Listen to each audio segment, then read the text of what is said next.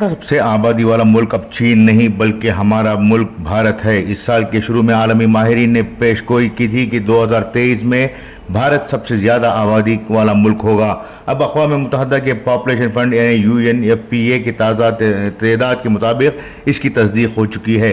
अक़वाम मुत्तहिदा के आदाद व शुमार से पता चलता है कि हिंदुस्तान अब दुनिया का सबसे ज़्यादा आबादी वाला मुल्क है। भारत में अब चीन से 20 लाख लोग ज़्यादा हैं और इस मुल्क की आबादी 140 करोड़ से तजावीज़ कर चुकी है। चीन में शरह पैदाइश में कमी आई है और इस साल ये माइनस में रिकॉर्ड की गई है।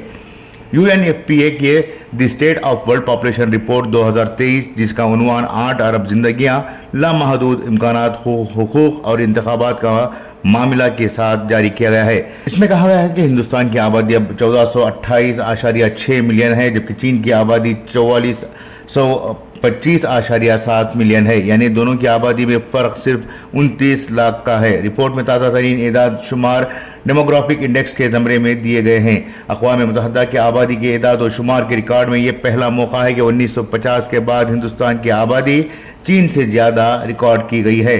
दरअसल अक़वाम मुत्तहिदा का क़याम दूसरी जंग अज़ीम 1945 में ख़त्म होने के बाद हुआ था और 1950 में अक़वाम मुत्तहिदा की आबादी के एदाद व शुमार जमा करना और जारी करना शुरू किया था। UNFPA की रिपोर्ट में कहा गया है कि हिंदुस्तान की 25% आबादी 14 साल की उम्र के ग्रुप में है, 18% आबादी 10 ता 19 साल की उम्र के ग्रुप में है, 26% आबादी 10 ता 24 साल की उम्र के ग्रुप में है। इसी तरह से 15 से 64 साल तक के लोग 68% और 65 साल से ऊपर के लोग 7% हैं। दूसरी तरफ अगर हम चीन को देखें तो मुताल्लिक़ा एदाद शुमार वहाँ 17%, 12%, 18%, 59% और 14% हैं। वहीं 65 साल से ऊपर के लोग तकरीबन 200 मिलियन हो चुके हैं।